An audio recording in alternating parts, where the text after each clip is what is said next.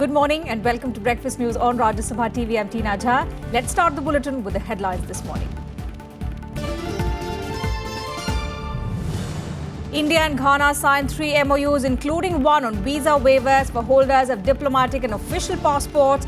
President Pranab Mukherjee to reach Ivory Coast as part of Africa outreach tour.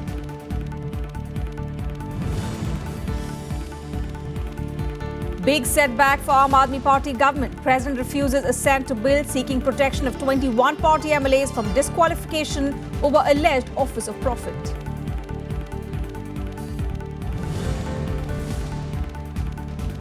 BJP National Meet in Allahabad unveils party's strategy for UP elections. Party says Parliamentary Board will take a call on its chief ministerial candidate.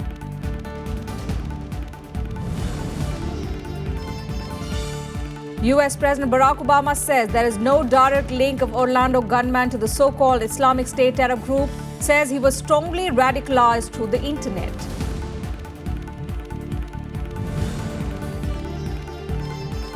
And India faced first defeat at the Champions Trophy, lose 1-2 against Belgium after a poor show by captain PR Srijesh.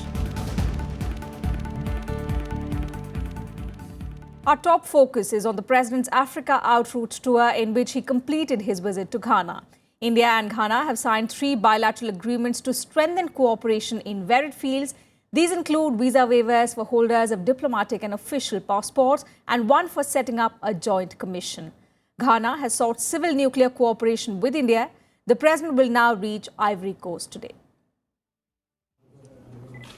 India and Ghana signed 3 MOUs in the presence of President Pranab Mukherjee and Ghanaian counterpart John Dramani Mahama.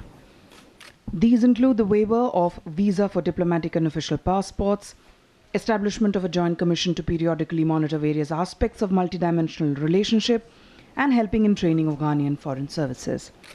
President Mukherjee and his Ghanaian counterpart John Dramani Mahama discussed issues of bilateral, regional and multilateral relevance to the two countries. And for creating the appropriate investment climate, I do feel, and I'm glad that it has been organized, that our businessmen should meet more frequently. President Pranab Mukherjee also addressed the India-Ghana Business Forum meeting, where he made a strong pitch for Indian private sector investment in Ghana, saying economic cooperation between the two countries should move beyond government-funded projects. The President further said more emphasis should be given to small and medium industries as they generate employment. Particular emphasis should be given, I do feel, on small and medium industries, because which has the immense potentiality of generating employment. And we have been benefited. Earlier in the day, Ghanaian President hosted a banquet in President Mukherjee's honor. In his address at the banquet, President called for well-represented global governance structures. It is a serious anomaly that India, home to every 6th citizen of the world, and Africa, a vibrant hub of global economy, still remains out of the United Nations Security Council. He also addressed the students of the Institute of Statistical, Social and Economic Research in the University of Ghana. In the second leg of his tour, President Mukherjee will reach the Ivory Coast today. This is a maiden visit by any Indian president to Ghana and the Ivory Coast, whereas to Namibia, such a visit comes after 2 decades. Bureau Report, Rajya Sabha TV. And in a huge setback to the Aam Aadmi Party government in Delhi, President Pranab Mukherjee has refused to give a go-ahead to a bill by the Delhi government that seeks to protect 21 Aam Aadmi Party MLAs from the prospect of disqualification. The allegation against the Aam Aadmi Party MLAs is that they hold an office of profit after being appointed parliamentary secretaries by the Kejriwal government. The opposition now has used the opportunity to term the Aam Aadmi Party corrupt. It is a big setback for the Aam Aadmi Party government in Delhi. President Pranab Mukherjee has refused to give assent to a bill that protects 21 Aam Aadmi Party MLAs from facing the prospect of disqualification on the grounds that they have occupied office of profit. These MLAs were appointed parliamentary secretaries by the Kejriwal government on March 13, 2015. Petitions have been filed with the President seeking disqualification of these MLAs on the ground that they occupied office of profit, violating constitutional provisions. Acting as a quasi-judicial body, the Election Commission, to whom the President referred the issue, had sought replies of these MLAs. The AAP held an emergency meeting following the President's decision.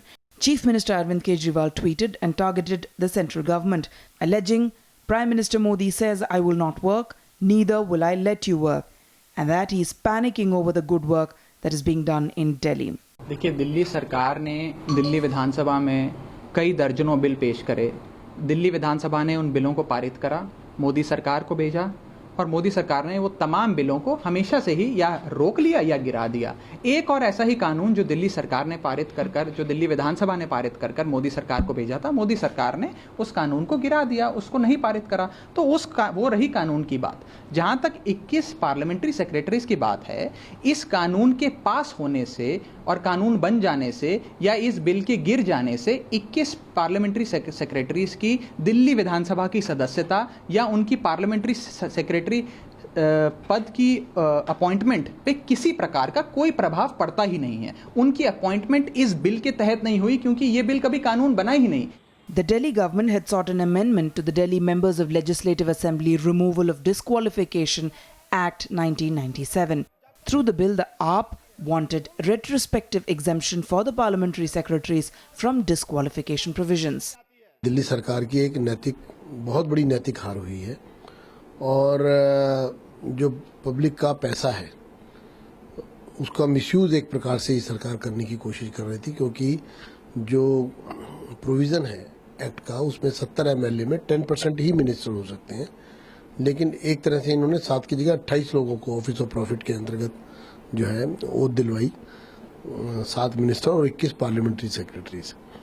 और मुझे लगता है कि अब अरविंद केजरीवाल जी को resign कर देना चाहिए। लगातार केजरीवाल सरकार इस बारे में झूठ बोल रही थी कि ऑफिस ऑफ प्रॉफिट नहीं है, और दूसरा कि ऑफिस ऑफ प्रॉफिट से इन्होंने कोई फायदा नहीं उठाया है, जबकि आरटीआई से भी स्पष्ट हो गया था कि इनके पास कार और ऑफिस इन सबको ये फैसिलिटीज दी गई थी और इनको लाभ पहुंचाया गया था। तो मैं समझता हूं नैतिकता के तौर पर अरविंद केजरीवाल जी को इस्तीफा दे देना चाहिए। The bill was forwarded by Lieutenant Governor Najib Jung to the centre, which in turn was sent to the President with its comments. The refusal by the President puts a question mark over the membership of the 21 AAP MLAs. जो इनके विधायक हैं उनमें से 21 विधायकों को मंत्री जैसी सुविधाएं, गाड़ी घोड़ा, ऑफिस स्टाफ सब मिल जाए, इसके लिए बिल लेकर के आते हैं, वो भी बैक डेट से लागू कर दिया जाए। तो ये समझ नहीं आता, या तो इनको अपनी पार्टी का नाम आम आदमी की जगह वीवीआईपी पार्टी बना देना चाहिए, क्योंकि हिंदुस्तान में कहीं पर किसी भी विधायक को इतनी तनख्वाह नहीं मिल रही जितनी इन्होंने अपने लिए पास कर लिया। ऑफिस ऑफ प्रॉफिट का मामला बड़ा ट्रिकी मामला है और मैं समझता हूँ कि इसमें संभवतः केजरीवाल साहब ने भी थोड़ी जल्दबाजी की होगी, लेकिन इसको एक गहन विवेचना और संदर्भ में देखने की आवश्यकता है, क्योंकि कई दफा हम एक अलहदा जिम्मेवारी को ऑफिस ऑफ प्रॉफिट में जोड़ने लगते हैं। मैं समझता हूं कि जितनी हमारी डेमोक्रेसी की डिपेंडिंग हो रही है और जिस प्रकार से कार्यशैली विविध हो रही है, उसमें थोड़ा इन चीजों को लचीला बनाना पड़ेगा। लेकिन चूंकि माननीय राष्ट्रपति महोदय ने ये कहा है, तो हमारा मानना है कि इस पर उसी संदर्भ में विचार करने की आवश्यकता है। The Election Commission is expected to take a final call on the disqualification issue. The MLAs have already responded to the notice sent by the poll panel. Also, the appointment of the MLAs as parliamentary secretaries has been challenged in the Delhi High Court. Bureau Report, Rajya Sabha TV. The two-day BJP National Executive ended on Monday with a political resolution being passed. During the meet, the party deliberated upon increasing its base in more states and also its strategy for the upcoming assembly polls in 5 states. The main focus, of course, being on Uttar Pradesh. The second and final day of the BJP's National Executive meet in Allahabad. At the two-day conclave, the BJP chalked out its strategy for the upcoming assembly elections in 5 states: Uttar Pradesh, Punjab, Himachal Pradesh, Uttarakhand and Goa. Apart from Prime Minister Narendra Modi and BJP President Amit Shah, senior cabinet ministers, chief ministers of BJP-ruled states, party MPs and other senior leaders participated in the conclave. Finance Minister Arun Jaitley talked about the Modi government's 2 years in power, saying the party will use its political power for the goodwill of the society. अपने concluding comments में राष्ट्रीय अध्यक्ष जी ने देश भर में party के हर जिले में कार्यालय बने, वो कार्यालय एक दूसरे से कनेक्टेड रहे, ये 11 करोड़ सदस्यों की एक लिस्ट हो और उसको सक्रिय कार्यकर्ता बनाने का एक प्रयास हो।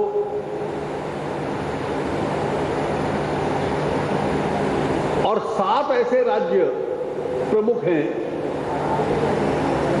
जिस क्षेत्र में पार्टी को और मजबूत बनाना। Of the 5 states where assembly polls are due soon, the BJP meet particularly focused on Uttar Pradesh. The party has plans to aggressively continue to attack on the ruling Samajwadi Party in the state, highlighting what it called were grave lapses in governance and patronage of antisocial elements. The party has been quite vocal about the recent violence in Mathura, but it has not yet been decided who will lead the party in the state. That decision will be taken later by the parliamentary board. Geographical दृष्टि से party उन क्षेत्रों में आगे बढ़ रही है जहां हम ऐतिहासिक दृष्टि से कमजोर थे। केरल में पार्टी का वोट बढ़ना, बंगाल में वोट बढ़ना, असम में सरकार बना लेना, और ये कार्य समिति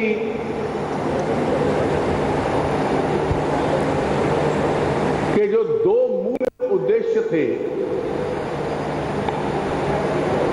वो ये थे कि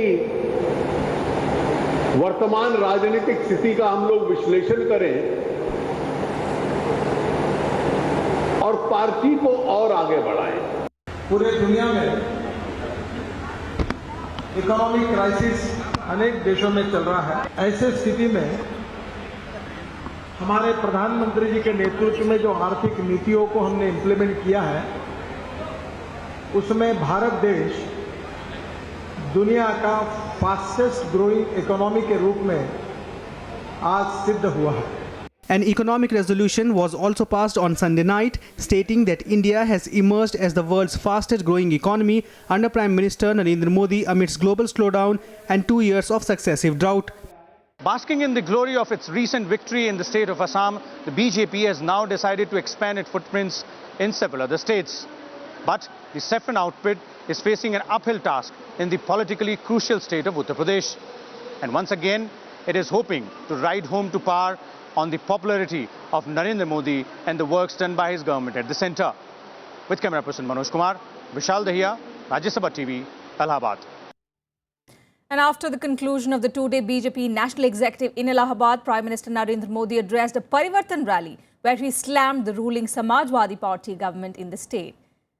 Flanked by BJP President Amit Shah, the Prime Minister appealed to the people for an opportunity to rule the state. Modi invoked the greatness of rivers Ganga, Yamuna and Saraswati and said the land of Prayag will mark a new beginning by taking to development.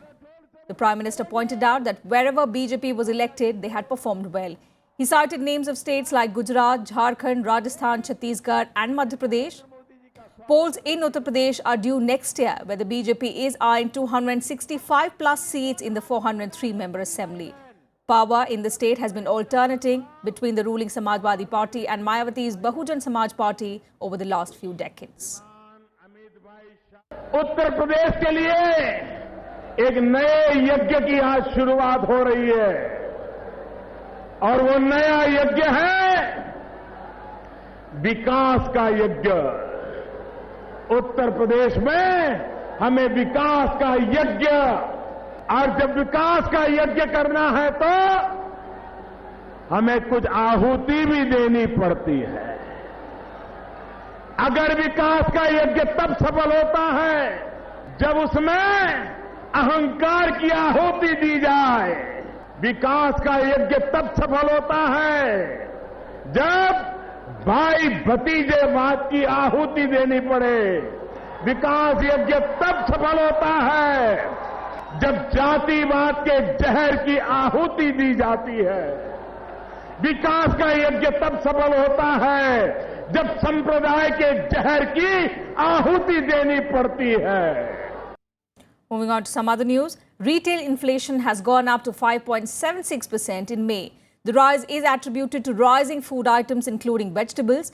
The government data also showed that the retail inflation measured on Consumer Price Index for April was revised upwards to 5.47% from the earlier 5.39%. It was 5.01% in May 2015. Vegetable inflation more than doubled to 10.77% in May compared to 4.82% in the previous month. Overall food inflation moved up to 7.55% in May as against 6.32% in the previous month. Cereal and related products, meat and fish, milk and its products, and fruits were dearer in May. Prices in the fuel and light segment were, however, marginally down in May. The latest data has led to experts speculating that it could make it difficult for the RBI to lower interest rates. On that note, time for a short break. News and updates will continue on the other side.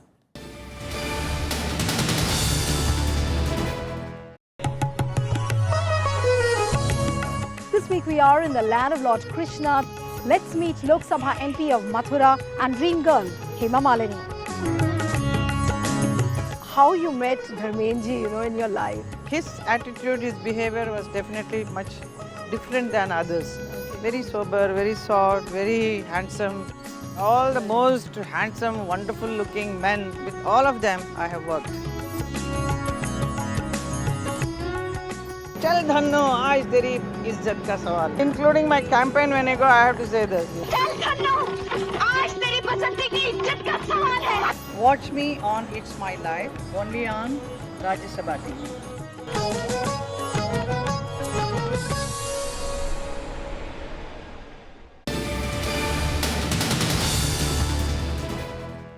Thanks for staying with us on Breakfast News. While refusing to grant a stay, the Bombay High Court cleared the controversial film Urdu Punjab with just one cut in it. It also directed the Central Board of Film Certification to issue a fresh certificate to the film in just 2 days. Urdu Punjab will now be released as per schedule on the 17th of June.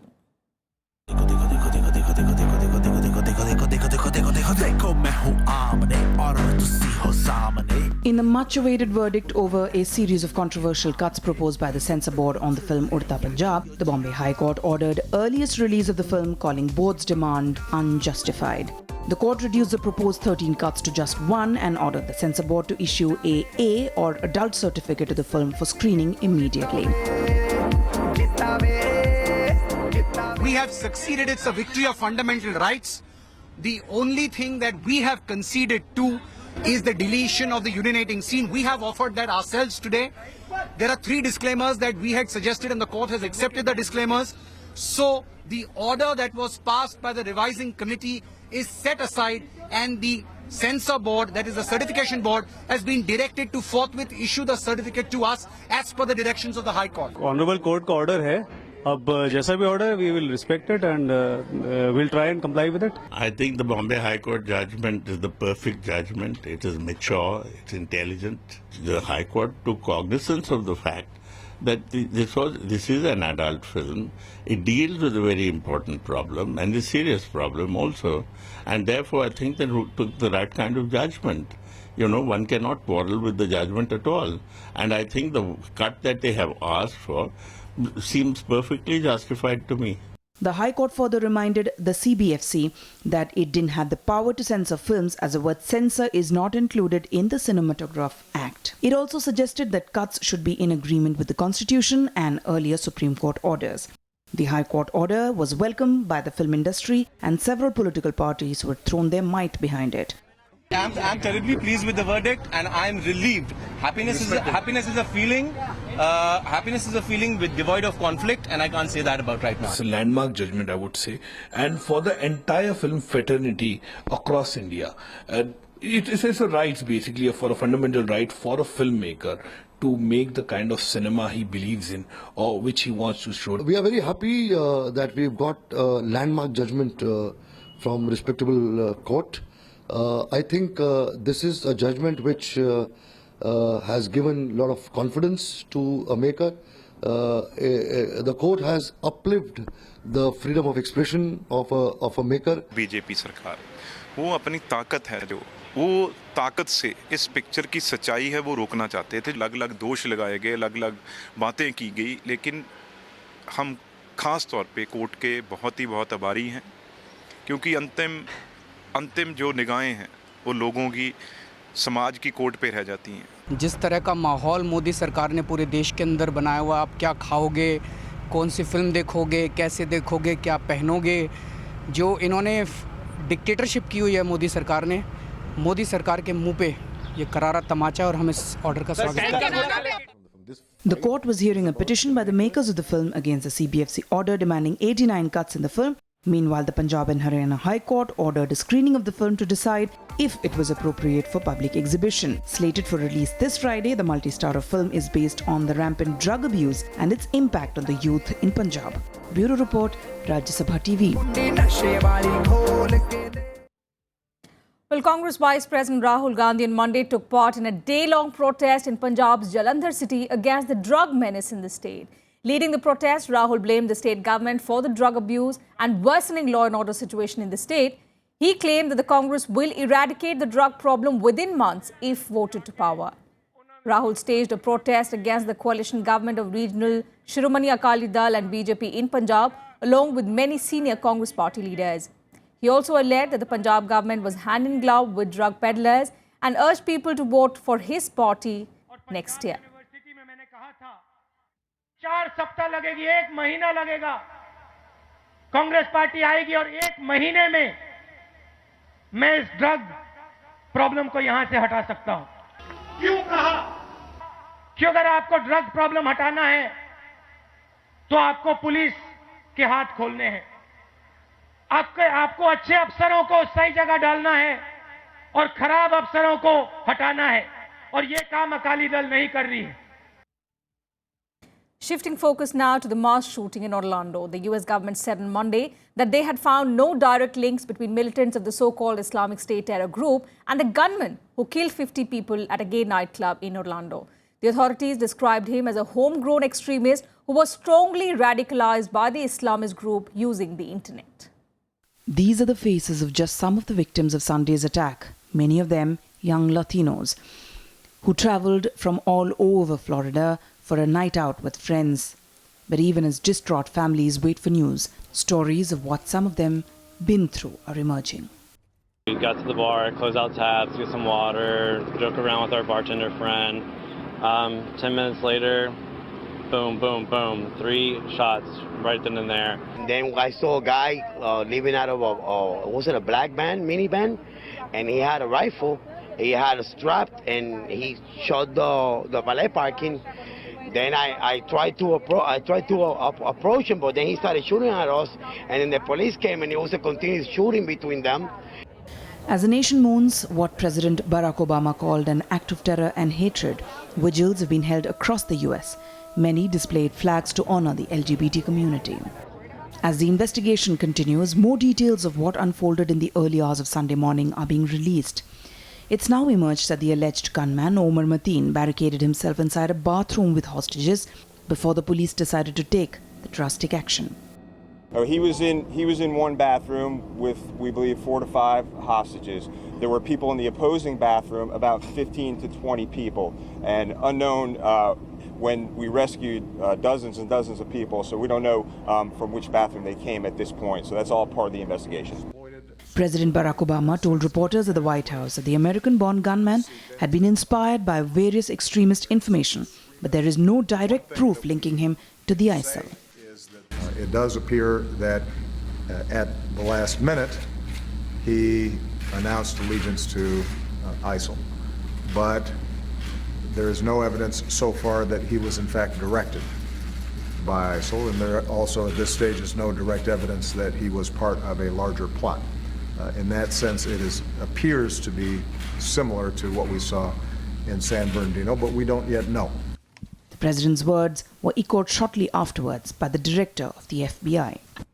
So far, we see no indication that this was a plot directed from outside the United States, and we see no indication that he was part of any kind of network. On Monday, presumptive US presidential candidates Hillary Clinton and Donald Trump clashed over the mass shooting. Campaigning in Cleveland, Ohio, Clinton warned against demonizing Muslims and renewed her call for a ban on assault weapons. The Orlando terrorist may be dead, but the virus that poisoned his mind remains very much alive. And we must attack it with clear eyes, steady hands, unwavering determination, and pride in our country and our values. But Republican rival Donald Trump accused Clinton of being unfit to lead the nation, vowing to suspend immigration to the US from countries he said had a proven history of terrorism. Altogether, under the Clinton plan, you'd be admitting hundreds of thousands of refugees from the Middle East with no system to vet them or to prevent the radicalization of the children and their children. Not only their children, by the way, they're trying to take over our children and convince them how wonderful ISIS is and how wonderful Islam is, and we don't know what's happening. A state of emergency continues in Florida with the FBI investigation still going on. But for so many who have lost loved ones, this is a time to grieve and remember those whose lives have been lost. Bureau Report, Rajya Sabha TV. And now on to some sporting action. Indian captain PR Shrijesh's lackluster show under the bar saw the team succumb to a 1-2 defeat by Belgium in the 36th Hero Champions Trophy on Monday. Shrijesh would be disappointed to concede two goals through his pads against the dominant Belgians, resulting in India's first loss in 3 outings of the ongoing Champions Trophy. Alexander Hendricks converted a penalty corner in the 25th minute and India equalised through Devender Valmiki 5 minutes later. But Jerome Truins won the day for the Belgians through his field goal in the 44th minute. India's few efforts to secure an equaliser did not possess the thrust to break past the sound Belgian defence. This loss leaves India on 4 points from 3 outings. They next play South Korea on Tuesday. This was the first win for Belgium in 3 outings. They join India and host Great Britain on 4 points each from 3 matches. And news now from the ongoing Euro Championship. Italy opened its campaign with an impressive victory over Belgium, while defending champion Spain beat the Czech Republic on a good day for the big teams on Monday.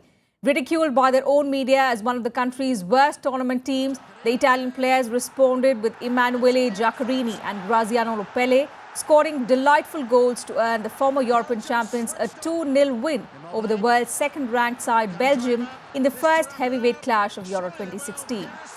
The win sent Italy to the top of Group E after Sweden and Ireland drew 1-1 in an earlier match. Spain needed a late goal from Gerard Pique to beat a particularly stubborn Czech Republic 1-0. Now, though the football finally took centre stage, Euro 2016 remains dogged by an opening weekend that witnessed drink-fueled violence involving English and Russian fans on the streets of Marseille and the city's stadium. On Monday, a martial court convicted 6 English supporters and imposed prison sentences ranging from 1 to 3 months to 5 of them. There are concerns of further trouble in northern France this week, with Russia playing Slovakia on Wednesday in Lille, about 30 kilometers from Lens, where England plays Wales on Thursday.